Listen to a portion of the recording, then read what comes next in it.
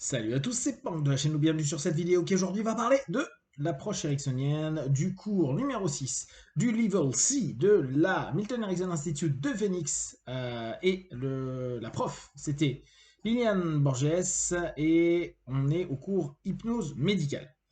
Donc, juste pour vous tenir un peu au courant, je suis au niveau C et il va y avoir un niveau D, E, F. Donc on en a encore pendant encore 3 fois 8, 24 semaines. Ce qui aura fait un bon paquet de semaines, plus d'un an à mon avis, pour faire tout le cursus de la Milton Erickson Institute. C'est honnête, à voir à la fin du process ce que réellement moi je vais en tirer. Ce qui est le plus intéressant, c'est ce qu'un néophyte peut en tirer. Euh, mais je trouve un an, on va dire 15 mois avec un cours par semaine, je trouve ça plutôt cool comme format. D'ailleurs, n'hésitez pas à me dire ce que vous en pensez, ce type de format-là. Peut-être qu'un jour je créerai un truc pareil, 2 heures par semaine, ou 3 heures, 2 ou 3 heures, et faire ça pendant un an. Je trouve ça assez cool. Bref. Là, le thème, je le trouvais top. Hypnose médicale. Alors, je ne sais pas si, comme moi, vous avez une vision de l'hypnose médicale qui doit être l'hypnose qui est utilisée en hôpital ou par les professionnels médicaux. Logique, hypnose médicale. Donc, plutôt basé sur une gestion de la douleur. Je vous rappelle, hein, il y a des DU en France pour ça, pour le staff médical. Euh, et éventuellement, quelques pathologies associées à la douleur ou à du post-opératoire.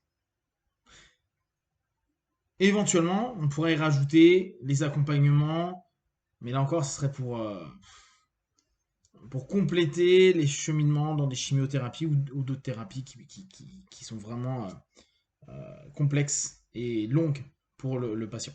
Donc voilà, moi je vois ça comme étant l'hypnose médicale et très souvent dans les cours que je suis, j'ai l'impression en réalité que c'est quasiment que de la psychothérapie classique qu'on a l'habitude de retrouver et hormis gestion de la douleur, et encore, tous les cours sont pas top. Celui qui était sympa, c'était celui de Butler, et encore, on avait fait 5 jours, et en une journée ou deux, on avait déjà le tour de l'hypnoanalgésie et l'hypnoanesthésie. Donc, n'hésitez pas à me dire, vous, ce que vous mettez derrière quand vous lisez hypnose médicale ou quand vous allez à un cours d'hypnose médicale, ce que vous y mettez derrière. Bref. Donc, Liliane, ce que j'ai bien aimé là-dessus, c'est que dans hypnose médicale, elle a mis une définition que je vais peut-être reprendre, qui est en fait la gestion du symptôme problématique et la gestion de la problématique émotionnelle. Bon, alors, c'est là où je vous dis c'est compliqué. Est-ce que c'est dans le cadre juste médical ou est-ce que c'est dans le cadre de tous les jours? Parce que dans le cadre de tous les jours, euh, en pratique, dans notre cabinet, bah, c'est ce qu'on fait. On gère souvent les symptômes. Alors après, ça dépend bien sûr du cadre que vous allez poser en tant qu'hypnotiste. Et la plupart du temps, vu que dans le symptôme va y avoir des problématiques émotionnelles, on gère aussi et on tente d'aider le partenaire à gérer ces problématiques émotionnelles. Euh, et là, elle disait, bah, par exemple, utiliser dans le cadre d'accouchement, de douleurs, de maladies chroniques, etc., etc. Cool.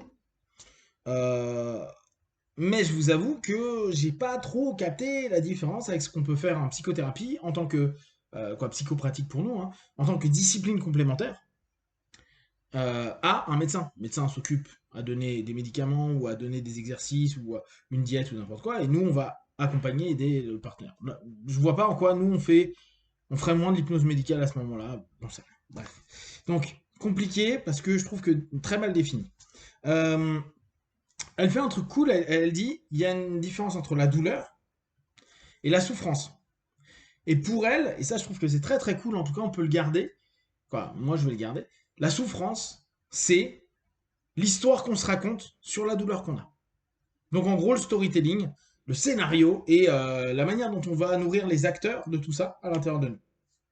Et on peut assez bien travailler sur, sur cette gestion du scénar, donc de la souffrance, qui va bien sûr impacter la douleur. La douleur, on en a déjà parlé avec Brent, et puis je vous invite à regarder un peu des conférences sur la douleur, ça vous donne pas mal d'éléments intéressants sur ce qui se passe dans le cerveau. Et comme quoi, bien sûr que nos émotions, nos pensées et notre système va influencer notre capacité à percevoir, driver, orienter nos douleurs. Donc, à partir de là, eh ben, plus grand chose. C'est-à-dire que elle, elle dit voilà, bah, moi, quand je fais des séances pour de l'hypnose médicale, je ne sais pas ce que les gens ont et je ne connais parfois même pas leur maladie. Ok. Donc, je leur demande les symptômes qu'ils ont. D'accord. Donc, je prends les symptômes et je leur demande ce qui leur fait du bien par rapport à ces symptômes. Et après, elle a, mais on l'avait déjà vu hein, déjà dans les cycles, je crois que c'était avec Wang euh, qui nous parlait de management de je ne sais plus trop quoi, où lui il aimait bien prendre les animaux, la nature, et ben Liliane fait la même chose.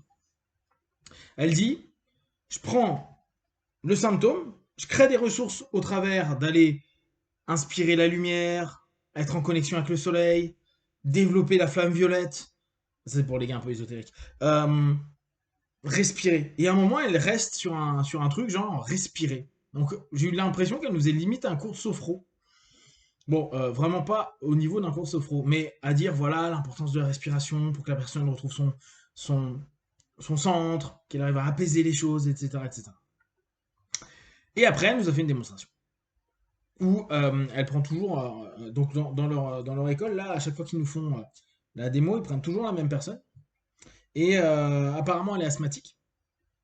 Et ce qu'elle a fait, bah, elle lui a demandé comment elle ressent les symptômes de l'asthme, comment elle vit à l'intérieur d'elle, donc physiquement, émotionnellement, ce que ça lui fait. Elle a pris le rapport des ressources. Là, on est vraiment dans du basique.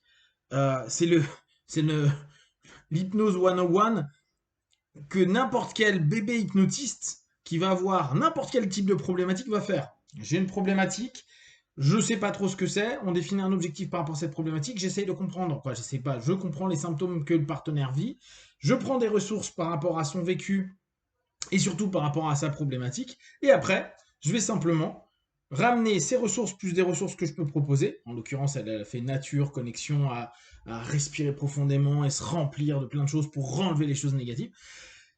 Et je fais ma session pendant 10 minutes, un quart d'heure. Je vous rappelle, hein, pas besoin de faire des sessions qui durent 2 heures. Brent le rappelait la dernière fois, hein, 20 minutes de session, c'est amplement suffisant. Max. Hein. Et retour, débrief de 2 minutes et après c'est fini.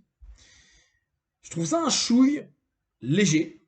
Alors, je vous avoue que je n'ai pas regardé ce qu'il y avait. Ouais, il y a un petit PDF que j'ai pas regardé. Je vais le regarder en même temps. C'est un papier qu'elle a écrit, voilà. Les symptômes, les étapes de management du symptôme. Interview et recherche à propos de la maladie et du symptôme. Les succès et les échecs du traitement. Les débuts du symptôme, la fréquence, l'échelle. Ouais, les éléments de l'hypnose qui parlent de cela, interview avec le patient sur ses réactions psychologiques sur le symptôme, l'impact dans la vie du patient, les limitations, etc., etc. Les changements d'humeur depuis le début du symptôme, et qu'est-ce que le patient dit de lui-même à propos de ce qu'il pense du symptôme. Après, construire l'hypnose, quel est votre message, quel est le but, comment vous allez gérer le symptôme, donc quelles ressources vous allez utiliser, utiliser les réactions émotionnelles pour gérer aussi le symptôme, utiliser l'approche directe et indirecte, et enfin enseigner l'hypnose, l'auto-hypnose. Voilà. J'ai pas trouvé ça très très consistant. Je sais pas ce que vous en pensez. Si vous avez des questions et des remarques, partagez sur Facebook, YouTube, j'y répondrai le plus rapidement possible. Et comme d'habitude, de tout ce que je propose, vous prenez que ce qui est bon juste pour vous. Testez, observez, analysez et concluez. Big one. Ciao.